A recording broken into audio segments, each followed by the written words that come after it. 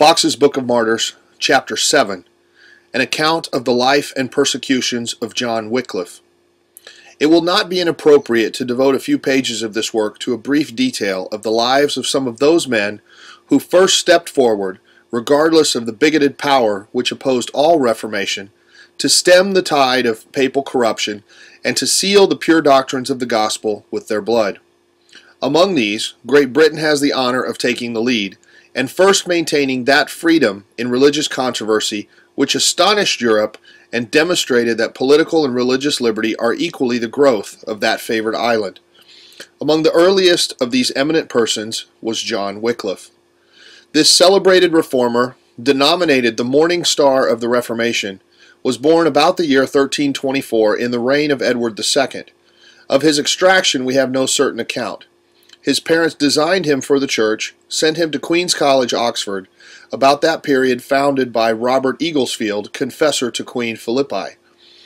But not meeting with the advantages for study in that newly established house which he expected, he removed to Merton College, which was then esteemed one of the most learned societies in Europe. The first thing which drew him into public notice was his defense of the university against the begging friars, who about this time, from their settlement in Oxford in 1230, had been troublesome neighbors to the university. Feuds were continually fomented, the friars appealing to the Pope, the scholars to the civil power, and sometimes one party and sometimes the other prevailed. The friars became very fond of a notion that Christ was a common beggar, that his disciples were beggars also, and that begging was of gospel institution. This doctrine they urged from the pulpit and wherever they had access. Wickliffe had long held these religious friars in contempt for the laziness of their lives, and had now a fair opportunity of exposing them. He published a treatise against able beggary, in which he lashed the friars and proved that they were not only a reproach to religion but also to human society. The university began to consider him one of their first champions, and he was soon promoted to the mastership of Balliol College. About this time, Archbishop Islip founded Canterbury Hall in Oxford, where he established a warden and 11 scholars. To this wardenship, Wickliffe was elected by the Archbishop, but upon his demise he was displaced by his successor, Stephen Langham, Bishop of Ely. As there was a degree of flagrant injustice in the affair, Wickliffe appealed to the Pope, who subsequently gave it against him from the following cause. Edward III, then King of England, had withdrawn the tribune, which from the time of King John had been paid, the tribute which had been from the time of King John had been paid to the Pope. The Pope menaced. Edward called a parliament. The parliament resolved that King John had done an illegal thing and given up the rights of the nation, and advised the king not to submit whatever consequences might follow. Don't pay the tribute to the Pope. The clergy now began to write in favor of the Pope, and a learned monk published a spirited and plausible treatise which had many advocates. Wickliffe, irritated at seeing so bad a cause so well defended, opposed the monk, and did it in so masterly a way that he was considered no longer as unanswerable. His suit at Rome was immediately determined against him, and nobody doubted but his opposition to the Pope at so critical a period was the true cause of his being non-suited at Rome. Wickliffe was afterward elected to the chair of the divinity professor, and now fully convinced of the errors of the Romish Church and the vileness of its monastic agents, he determined to expose them. In public lectures he lashed their vices and opposed their follies. He unfolded a variety of abuses covered by the darkness of superstition. At first he began to loosen the prejudices of the vulgar, that is, the poor people, the untrained, unlearned, and proceeded by slow advances with the metaphysical disquisitions of the age. He mingled opinions in divinity apparently novel. The usurpations of the court of Rome was a favorite topic. On these he expatiated with all the keenness of argument joined to logical reasoning. He wrote real pretty. This soon procured him the clamor of the clergy, who, with the Archbishop of Canterbury, deprived him of his office. At this time, the administration of affairs was in the hands of the Duke of Lancaster, well known by the name of John of Gaunt. This prince had very free notions of religion and was at enmity with the clergy. The exactions of the court of Rome having become very burdensome, he determined to send the Bishop of Bangor and Wickliffe to remonstrate against these abuses. and it was agreed that the Pope should no longer dispose of any benefices belonging to the Church of England. So they're getting no more money from the Anglicans. In this embassy, Wycliffe's observant mind penetrated into the constitution and policy of Rome, and he returned to England more strongly than ever, determined to expose its avarice, that is, greed and ambition. Having recovered his former situation, he inveighed in his lectures against the Pope his usurpation, his infallibility, his pride, his avarice, and his tyranny. He was the first who termed the Pope Antichrist. From the Pope he would turn to the pomp, the luxury, and trappings of the bishops, and compared them with the simplicity of primitive bishops. Their superstitions and deceptions were topics that he urged with energy of mind and logical precision. From the patronage of the Duke of Lancaster, Wickliffe received a good benefice, that is, he was paid. But he was no sooner settled in his parish than his enemies and the bishops began to persecute him with renewed vigor. The Duke of Lancaster was his friend in this persecution, and by his presence, and that of Lord Percy, Earl Marshal of England, he so overawed the trial that the whole ended in disorder. After the death of Edward III, his grandson Richard II succeeded, in the 11th year of his age. The Duke of Lancaster, not obtaining to be the sole regent, as he expected, his power began to decline, and the enemies of Wickliffe, taking advantage of the circumstance, renewed their articles of accusation against him. 5 bills were dispatched in consequence by the Pope to the King and certain bishops, but the Regency and the people manifested a spirit of contempt at the haughty proceedings of the Pontiff, and the former at that time, wanting money to oppose an expected invasion of the French, proposed to apply a large sum collected for the use of the Pope to that purpose. The question was submitted to the decision of Wickliffe. The bishops, however, supported by the papal authority, insisted upon bringing Wickliffe to trial, and he was actually undergoing examination at Lambeth when, from the riotous behavior of the populace outside, and awed by the command of Sir Lewis Clifford, a gentleman of the court, that they should not proceed to any definitive sentence, they terminated the whole affair in a prohibition to Wickliffe not to preach those doctrines which were obnoxious to the Pope. But this was laughed at by our reformer, who, going about barefoot and in a long frieze gown, preached more vehemently than before.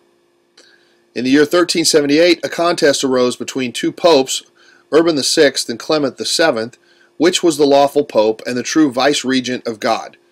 This was a favorable period for the exertion of Wycliffe's talents. He soon produced a tract against popery, which was eagerly read by all sorts of people. About the end of the year, Wickliffe was seized with a violent disorder, which it was feared might prove fatal.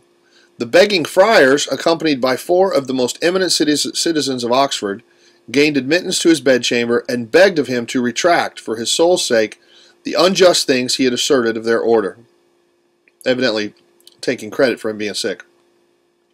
Wickliffe, surprised at the solemn message, raised himself in his bed, and with a stern countenance replied, "I shall not die, but live to declare the evil deeds of the friars." When Wickliffe recovered, he set about a most important work, the translation of the Bible into English. Before this work appeared, he published a tract wherein he showed the necessity of it. The zeal of the bishops to suppress the Scriptures greatly promoted its sale, and they who were not able to purchase copies procured transcripts of particular Gospels or epistles. Afterward, when Lollardy increased, Lollardy we study on that later, but basically those that followed Wickliffe, and the flames kindled, it was a common practice to fasten around the neck of the condemned heretic such of these scraps of Scripture as were found in his possession, which generally shared his fate, that is, they were burned with him. Immediately after this transaction, Wickliffe ventured a step further and effected the doctrine of transubstantiation. He attacked that. This strange opinion was invented by Pashad Ratbert, that was around 600-700 AD, and asserted with amazing boldness. He was a French monk around 700 AD that just decided the body and blood of Christ was in the actual Eucharist, and it actually became blood and flesh. Wickliffe, in his lecture before the University of Oxford, 1381, attacked this doctrine and published a treatise on the subject. Dr. Barton, at this time Vice-Chancellor of Oxford, calling together the heads of the university, condemned Wycliffe's doctrines as heretical and threatened their author with excommunication.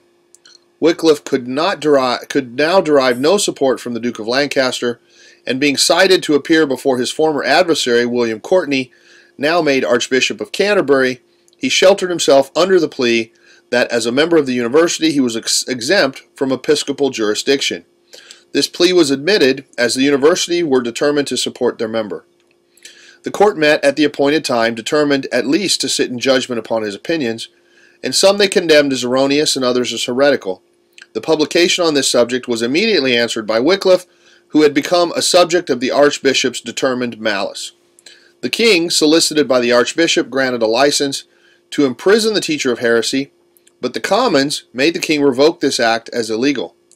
The primate, however, obtained letters from the king directing the head of the University of Oxford to search for all heresies and books published by Wickliffe, in consequence of which order the university became a scene of tumult.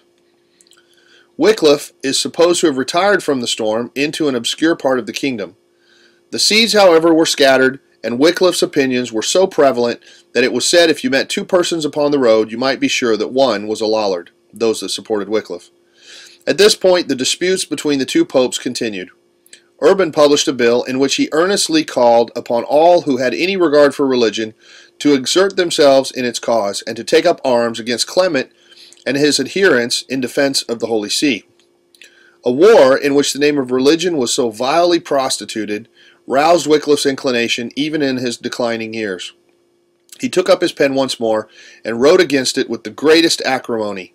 He expostulated with the Pope in a very free manner, and asks him boldly how he does make the token of Christ on the cross, which is the token of peace, mercy, and charity, a banner to lead us to slay Christian men for the love of two false priests, and to oppress Christendom worse than Christ and his apostles were oppressed by the Jews.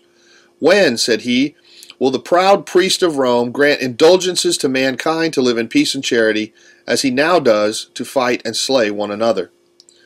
This very severe piece drew upon him the resentment of Urban, and was likely to have involved him in greater troubles than he had before experienced, but providentially he was delivered out of their hands. He was struck with the palsy, and though he lived some time, yet it was in such a way that his enemies considered him as a person below their resentment.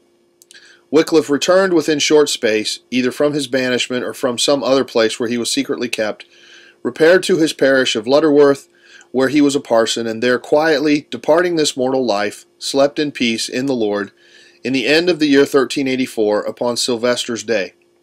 It appeared that he was well aged before he departed, and that the same thing pleased him in his old age, which did please him being young. Wickliffe had some cause to give them thanks, that they would at least spare him until he was dead, and also give him so long respite after his death, 41 years to rest in his sepulchre before they ungraved him and turned him from earth to ashes, which ashes they also took and threw into the river. So 41 years after he died, they dug him up, burned him, made ashes, and threw him in the river. And so was he resolved into three elements, earth, fire, and water, thinking thereby utterly to extinguish and abolish both the name and doctrine of Wickliffe forever. Not much unlike the example of the old Pharisees and the sepulchre knights, who, when they had brought the Lord unto the grave, thought to make him sure never to rise again. But these and all others must know that, as there is no counsel against the Lord, so there is no keeping down of truth, but it will spring up, and come out of dust and ashes, as appeared right well in this man. For though they dug up his body, burned his bones, and drowned his ashes, yet the word of God, and the truth of his doctrine, with the fruit and success thereof, could not burn. Chapter 7, Fox's Book of Martyrs.